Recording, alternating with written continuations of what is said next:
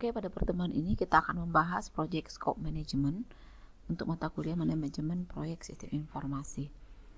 Oke, silakan kalian melihat atau membaca quote ini.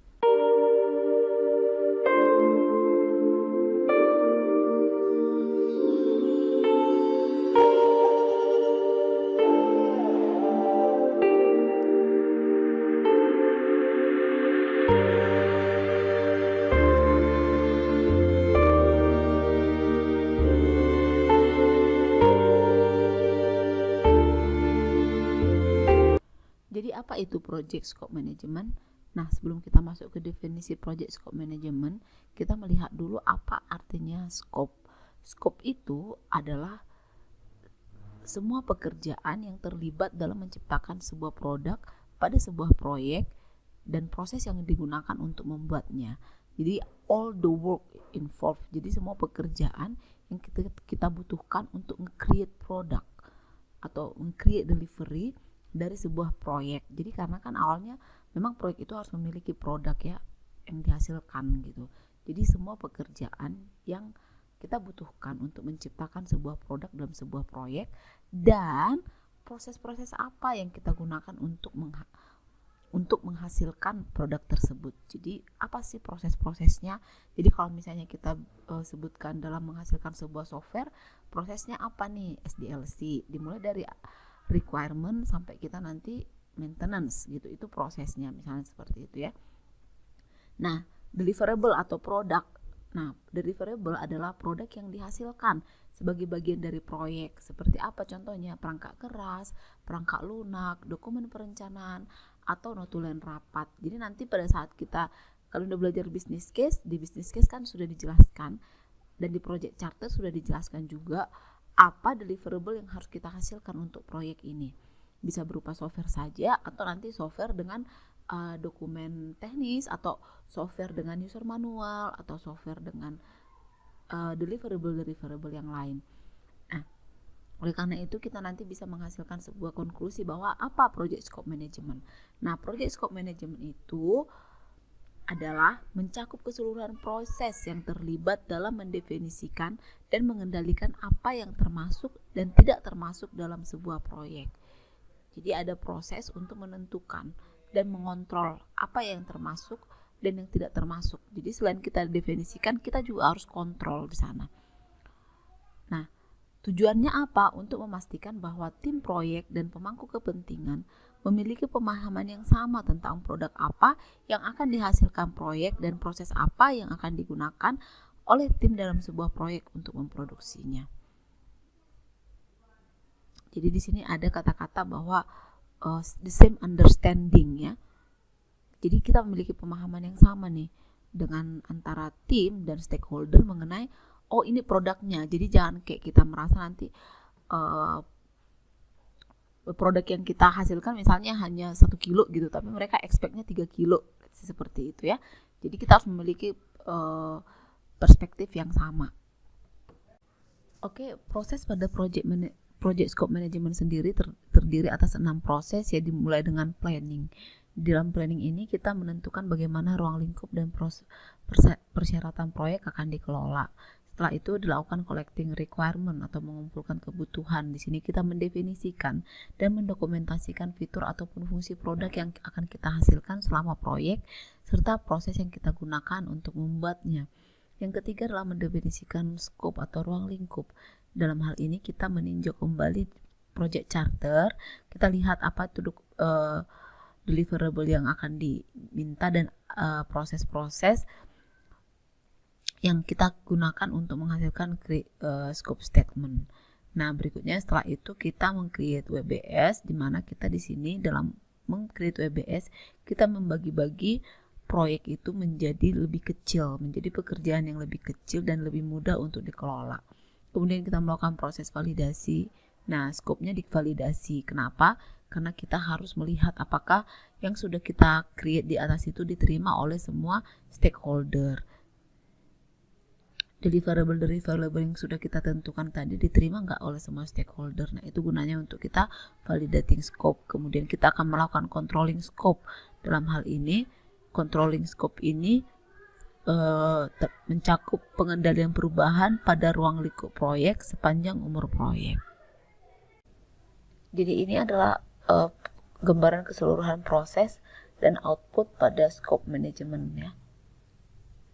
Jadi di sini kita bisa melihat pada saat kita plan scope, outputnya adalah sebuah dokumen namanya scope management plan. Pada saat kita collect requirement, nanti kita akan menghasilkan dokumen stakeholder needs dan requirement. Kalau dalam proyek sistem informasi ya mungkin ini hasilnya adalah WRS, SRS. Kemudian kita mendefinisikan scope, kemudian WBS, dan nanti pada akhirnya kita akan melakukan proses kontrol scope. Dalam penentuan scope ini yang perlu kita perhatikan adalah membuat batasan dari scope atau disebut dengan scope boundary.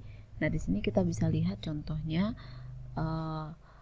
yang dikasih warna gelap ini adalah boundary-nya. Jadi inilah pekerjaan yang akan kita kerjakan. Yang di luar ini adalah out of scope kita, work outside of the project scope. Jadi walaupun mungkin pekerjaannya banyak, misalnya sampai yang ari putih ini, tapi untuk proyek ini kita batasin nih, kita hanya mengerjakan sampai di batasan yang kita arsir warna gelap ini. Nah, inilah yang disebut dengan batasan proyek. Jadi batasan proyek ini harus kita gambarkan dengan jelas, harus kita definisikan besarnya, luasnya itu seperti apa. Kita harus mendefinisikan itu di project scope management ini.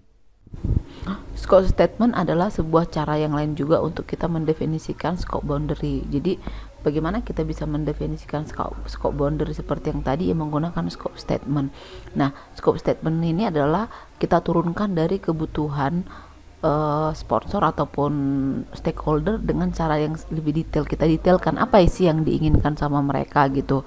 Jadi kita ada 3 contoh scope statement di sini. Yang pertama, kita baca dulu, develop a proactive electronic commerce strategy that identify the process, product, and service to be delivered through the World Wide Web. Nah, gunanya apa? Untuk mengidentifikasi. Jadi dituliskan juga di sini kegunaan dari e-commerce tersebut, that identify the process and product and service to be delivered, yang akan di-deliver melalui World Wide Web. Nah, kita lihat scope statement yang kedua, mendevelop sebuah aplikasi yang mensupport all of the process, product, and service identified in the electronic commerce strategy. Dan yang ketiga, the application system must integrate with the bank existing enterprise resource planning system.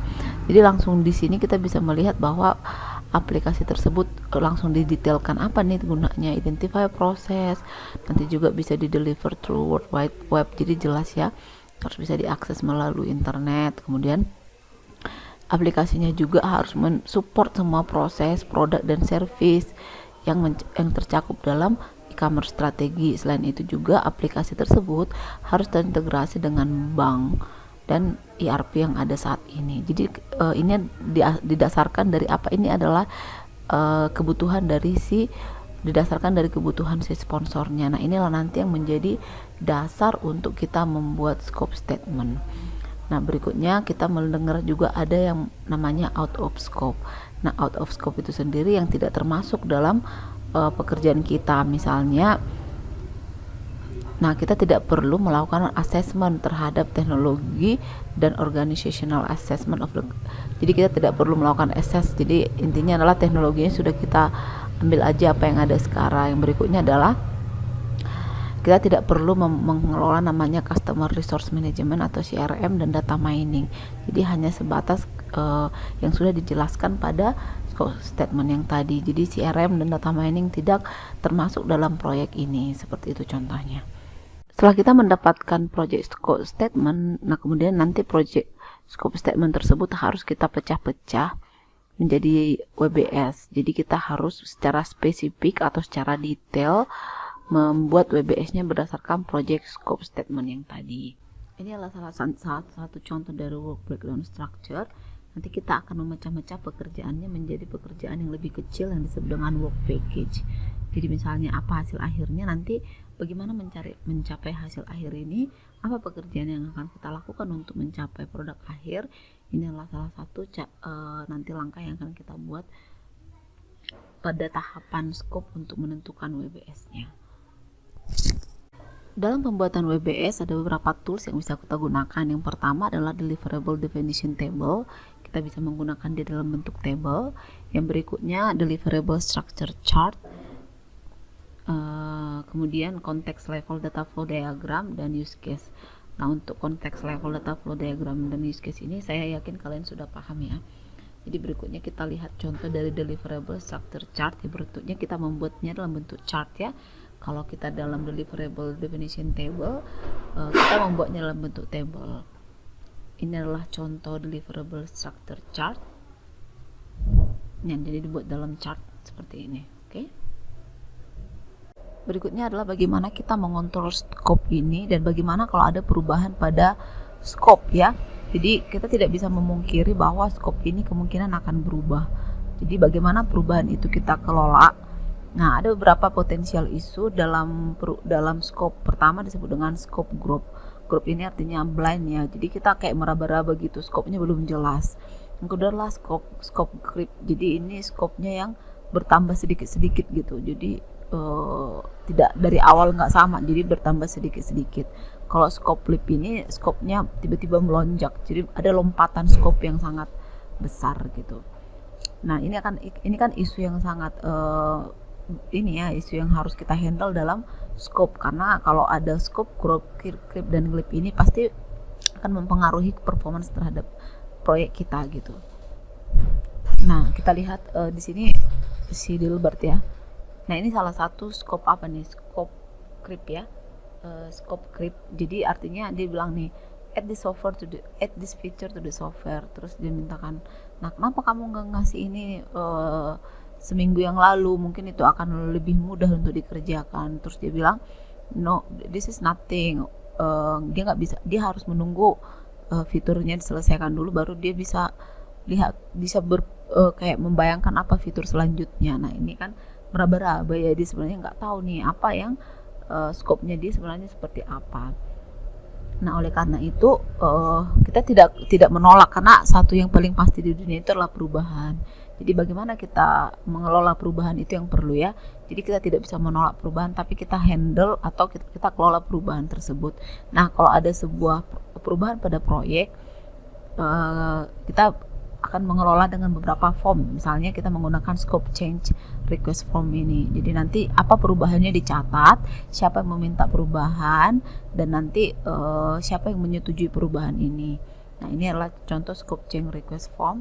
Dan yang berikutnya adalah nanti setiap perubahan tersebut kita catat pada scope change request log. Jadi biar kita tahu nih, kalau ternyata nanti perubahan ternyata sudah banyak sekali, kita tahu siapa yang merequest dan siapa yang memberi authority terhadap request tersebut. Nah, nanti sampai di sini dulu untuk video ini. Nanti untuk cara pembuatan WBS kita akan bahas pada pertemuan yang lain. Oke, terima kasih semuanya.